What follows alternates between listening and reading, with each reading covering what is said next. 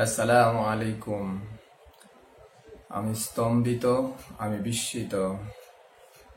নিউজিল্যান্ডের সকল শহীদ মুসলমানদের প্রতি সম্মান জানিয়ে এবং শহীদদের সকল পরিবারের প্রতি সমবেদনা জানিয়ে মহান আল্লাহ রাব্বুল আলামিনের নিকট এই প্রার্থনা করি যে আল্লাহ যেন প্রত্যেক শহীদকে জান্নাতুল ফেরদাউস নসিব করে। এই প্রার্থনাটুকু করে আজকে আপনাদের সামনে যে বিষয় নিয়ে আলোচনা করব তা হলো মাল্টা যাবেন নাকি ইস্তোনিয়া যাবেন। দুটা কান্ট্রি ইউরোপের সেনজেনভুক্ত কান্ট্রি।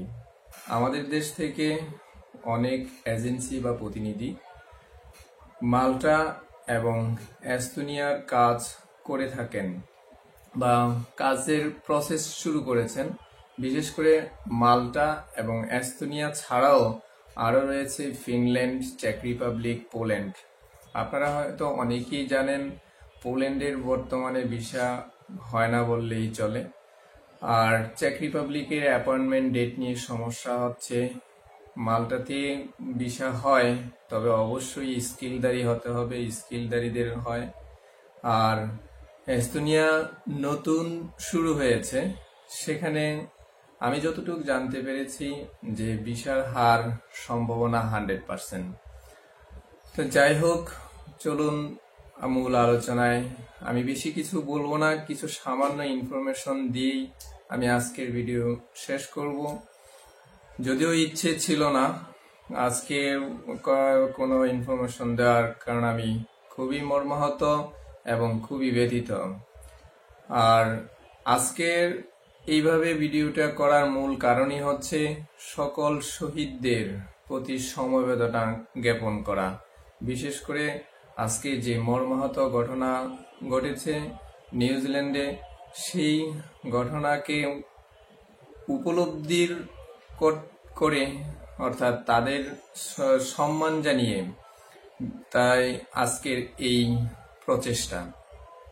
মহান আল্লাহ রাব্বুল আলামিনের নিকট শুকরিয়া জ্ঞাপন করি যে বাংলাদেশের প্রত্যেক ক্রিকেট সদস্য নিরাপদে রয়েছেন এবং নিরাপদে আসতে পারবেন সেই বিশ্বাসে। কেননা আমাদের দেশের যে ক্রিকেটাররা এদেশেরই সম্পদ, তারা এদেশেরই নতুন প্রজন্মের মুক্তিযোদ্ধা। তারা এই দেশকে বিশ্বের দরবারে সমন্বিত, আমাদের যে দেশের সম্মান উজ্জ্বল করার স্বার্থে বিশ্বের সমগ্র বিশ্বে প্রতিনিধিত্ব করছেন। তাই আবারও আল্লাহর কাছে লাখো কোটি শুকরিয়া যে আমাদের দেশের ক্রিকেটাররা অক্ষত আছেন এবং তারা সুস্থ আছেন, ভালো আছেন। যাই হোক, মাল্টাতে যে কাজগুলো হয় সেগুলোর বেশিরভাগই বিল্ডিং কনস্ট্রাকশন হয় এবং হোটেল রেস্টুরেন্টে হয়, তবে তার সেই বিষয়গুলোর হার কম। কিন্তু এই ক্ষেত্রে হতে হলে অবশ্যই তাকে স্কিলদারি হতে হবে। এমনকি যে পেপারসগুলো জমা দেওয়া হবে এম্বাসিতে, সেগুলোর কোনো প্রকার ফেক হতে পারবে না। বিল্ডিং কনস্ট্রাকশনে যদি কেউ যায়, সেক্ষেত্রে আমি যতটুকু জানতে পেরেছি যে 70 থেকে 80 হাজার টাকা, এবং হোটেল রেস্টুরেন্টেও প্রায় সেম, তবে তাদের ওভারটাইম নিয়ে হয়তো একটু ইনকাম বেশি হয়। বাট আমরা অনেকেই জানি মাল্টা একটা করাপ্টেড কান্ট্রি কিংবা মাফিয়াদের অন্তর্ভুক্ত একটা কান্ট্রি। যাক, আমি সে ব্যাপারে বিস্তারিত আলোচনা করব না। আমি শুধু বলতে চাচ্ছি যে মাল্টা যাবেন নাকি এস্তোনিয়া যাবেন। মাল্টা থেকে এস্তোনিয়ার সুবিধা আর এস্তোনিয়া থেকে মাল্টায় কতটুকু সুবিধা, সেই দিকটুকু তুলে ধরারই আমার মূল উদ্দেশ্য। মাল্টাতে যারা হোটেল বিষয়ে যাবেন, তাদেরকে আমি যতটুকু জানতে পেরেছি যে নর্মাল বা বাংলাদেশে হোটেল রেস্টুরেন্টের এক্সপিরিয়েন্স হলেই যে হবে তা না। অর্থাৎ বাংলাদেশিদের বা বিভিন্ন হোটেল রেস্টুরেন্টে কোনো এক্সপিরিয়েন্স হলে যে ভিসা হবে তা কিন্তু নয়। ভিসা কনফার্মেশন বা সম্ভাবনা তখনই নিশ্চিত হওয়ার সম্ভাবনা থাকে যখন সে অন্য কোনো কান্ট্রিতে বা বাংলাদেশের বাইরে কোনো হোটেল রেস্টুরেন্টের এক্সপিরিয়েন্স দাঁড়িয়ে এবং সার্টিফাই আছে তারা। আর বিল্ডিং কনস্ট্রাকশনের ক্ষেত্রে তো অবশ্যই কাজ জানতে হবে। কাজ যদি জানার পর সেখানেও তাদের সার্টিফাই কপি লাগবে। এবং সেখানে একটা দিক হলো যে যখন ওয়ার্ক পারমিটটি আসবে তার আগেই কিন্তু আপনারা যারা যাবেন তাদের যোগ্যতা বা সার্টিফাই কপিগুলো সব প্রেরণ করতে হয় এবং কাজ জানতে হবে। সেখানে একটা চুক্তিবদ্ধ কোম্পানির আন্ডারে থেকে কাজ করতে হবে, কেননা অধিকাংশ বিল্ডিং কনস্ট্রাকশন কোম্পানি বলেন আর হোটেল রেস্টুরেন্ট কোম্পানি বলেন, তাদের একটা নির্দিষ্ট সীমাবদ্ধ চুক্তিতে অন্তর্ভুক্ত হয়ে কাজ করতে হবে। আর এতটুকুই আমি জানতে পেরেছি। আর যদি মালটার মূল ওয়ার্ক পারমিটটি ঠিক থাকে এবং আপনারা যারা পেপারস দিবেন, যে ডকুমেন্টস গুলো দিবেন, সেগুলো যদি শতভাগ নিশ্চিত বা শতভাগ ক্লিয়ার থাকে, তাহলে মালটার ভিসা হওয়ার সম্ভাবনা 100%। এই হলো মালটার সম্পর্কে একটা তুলনা। এখন চলুন যাই এস্তোনিয়ার সম্বন্ধে কিছু বলা। যদিও আমি এস্তোনিয়া সম্পর্কে প্রায় 2-1টা ভিডিওতে বলেছি, আজকে শুধু একটু তুলনা বোঝানোর জন্য আরেকটু বলছি। আপনারা যারা এস্তোনিয়াতে যাবেন তারা বিল্ডিং কনস্ট্রাকশনের পাশাপাশি ফ্যাক্টরি কিংবা ইলেকট্রনিক্স ফ্যাক্টরি, প্যাকেজিং ফ্যাক্টরি, এই সমস্ত কোম্পানিতে যেতে পারবেন। তবে সেই ক্ষেত্রে কিন্তু আপনার এক্সপিরিয়েন্স বা কাজের দক্ষতা কোনো প্রয়োজন নাই। এখানে আপনাকে কাজটি জানতে হবে, আর পেপার যে লাগবে এমন কোনো কথা না। আমি এতটুকু জানতে পেরেছি যে যাদের বয়স সর্বনিম্ন 18 এবং সর্বোচ্চ 48 আছে, তারা চাইলে এস্তোনিয়াতে যেতে পারবেন।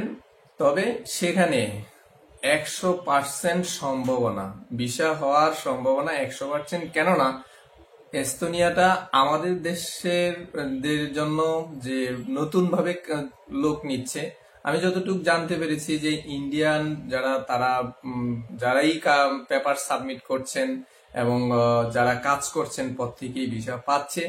আর সেই অনুপাতে আমি যতটুকু জানতে পেরেছি বাংলাদেশের কিছু কিছু এজেন্সি তারা স্বচ্ছভাবে কাজ করবে এবং করছে বা প্রসেস করছে। সেই ক্ষেত্রে সম্পূর্ণ পাসপোর্টটি স্ক্যান করে অফসেট পেপারে ফটোকপি করে সেটা নোটারি করে দিতে হবে এবং ছবি লাগবে।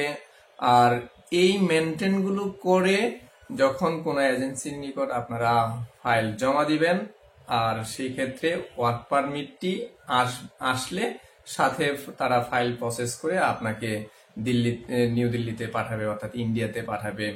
সেখানে যদি আপনারা পেপারস ফাইল গিয়ে জমা দেন, তাহলে আমার বিশ্বাস বা আমি যতটুকু জানতে পেরেছি আপনাদের এস্তোনিয়ার ভিসা সহজই হবে।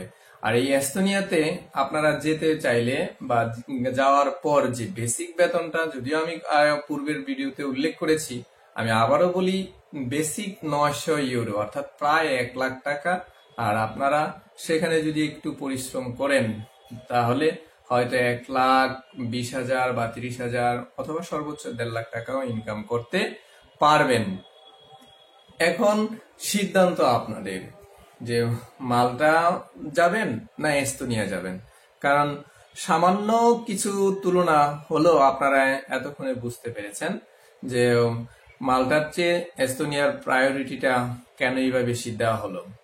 যাই হোক, আপনারা যারা যেতে চান, চাইলে মাল্টা কিংবা এস্তোনিয়া যেতেই যান, জেনে বুঝে শুনে সিদ্ধান্ত নিয়ে যাবেন।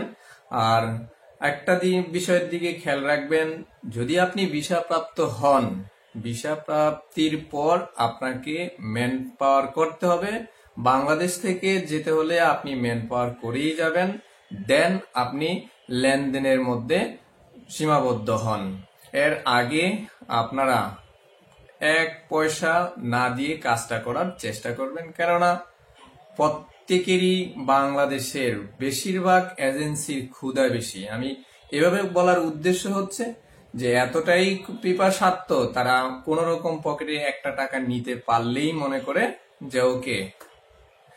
তাই আপনাদের কাছে বিনীত রিকোয়েস্ট, আপনারা যে সকল এজেন্সি বা এজেন্সির প্রতিনিধিগণ প্রথমত অ্যাডভান্স ছাড়া কাজ করেন, আপনারা চাইলে তাদের সাথে চুক্তিবদ্ধ হয়ে যে কোনো এক দেশে বা যেই দেশটাতে আপনি গিয়ে আপনার সুইটেবল সেখানে আপনি যেতে পারেন।